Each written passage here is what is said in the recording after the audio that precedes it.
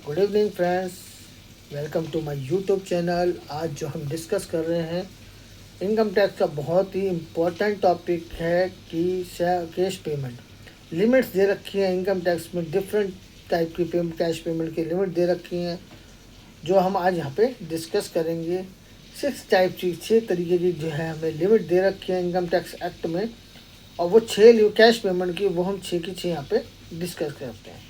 तो यहाँ सबसे पहले अगर हम डिस्कस करेंगे कि अगर हमें किसी से कैश मिल रहा है, फॉर एग्जांपल अगर हम सेल करते हैं तो हम उससे कैश मिलते है, कैश सेल करिए तो हम कितना कर सकते हैं कैश में सेल जो है, और अपने बुक्स में दिखाएंगे तो उससे क्या, तो उसकी लिमिट है 2 लाख रुपीज़ की। अगर आपने 2 लाख रुपए से ऊपर की किसी को सिंगल डे में किसी सिंगल पर्सन को सिंगल ट्रांजेक्शन करी है और उसकी इनवॉइस 2 लाख रुपए से ऊपर की बनाई है और आपने कैश में रिसीव करी है कि वो 2 लाख का 2 लाख आपका जो है 186 में पेनल्टी लग जाएगी, उस पर वो 100% पेनल्टी लाइएबल हो जाएगा। पहली पॉइंट हमारा हो गया क्लियर।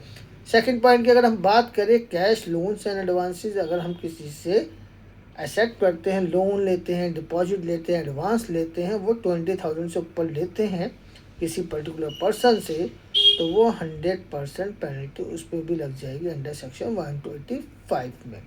तीसरी बात करें, अगर हम वही लोन अगर हमने कोई ले रखा है, पर्टिकुलर कोई लोन ले रखा है किसी और उसकी रिपेमेंट करनी है, बुक्स में ले रखा था और वो बुक्स में रखा था ऑन और जो है उसकी अगर हम रिपेमेंट की बात करें तो उसकी लिमिट भी इनकम टैक्स में 20,000 की दे रखी है।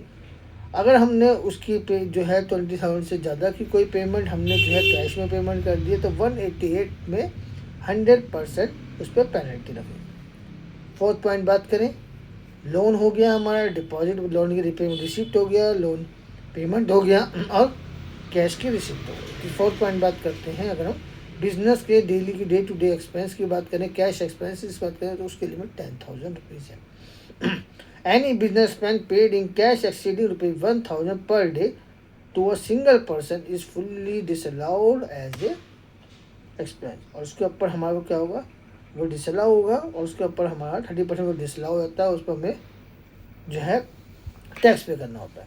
अगर हम बात करें फिफ्थ पॉइंट की, तो ये NGO NPO से रिलेटेड है, डोनेशन से रिलेटेड है कि अगर हम कोई भी पर्टिकुलर NGO NPO जो ATG में रजिस्टर्ड है और वो डोनेशन लेती है किसी से और 2,000 रुपये से ऊपर किसी से कैश में लेती है, तो उस पर इम्पैक्ट ये पड़ सकता है कि उसका ATG जो है कैंसिल हो सकता है, उसकी एग्जेम्पशन वो खो सकती है।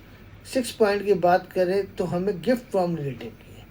अगर हम किसी भी अदर देन क्लोज रिलेटिव, यहाँ बड़ा क्लोज रिलेटिव से 50,000 से ऊपर कैश में गिफ्ट लेते हैं तो वो हमारा जितना 50,000 से ऊपर है हम उसको, वो हमारा इनकम फ्रॉम अदर सोर्सेज में टैक्स हो गया।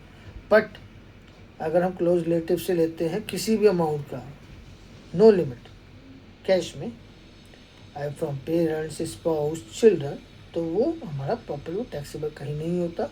और बट उसके लिए हमें प्रॉपरली डॉक्यूमेंटेड होना चाहिए। मेन बात क्या है कि हमारे को उसमें अपने डॉक्यूमेंटेशन क्लियर करने चाहिए, सब चीज़ें हमारी उसमें क्लियर होनी चाहिए। तो जब जो जनरली लोग क्या एज्यूम करते हैं कि 2 लाख से नीचे है तो और वो सेफ है, बट 2,000 की भी लिमिट है, 20,000 की भी लिमिट है, 10,000 की भी कैश की पेमेंट की लिमिट है बिजनेस एक्सपेंडिचर की। तो लिमिट टू लिमिट बात करें तो लिमिट वेरी कर रही है। तो मोस्ट सेफेस्ट रूल क्या है कि आप ये मान के चलो कि आपको 2,000 रुपये से नीचे कैश में पेमेंट करना है और ऑनलाइन UPI के थ्रू, यही सेफेस्ट रूल है। थैंक यू, नमस्ते।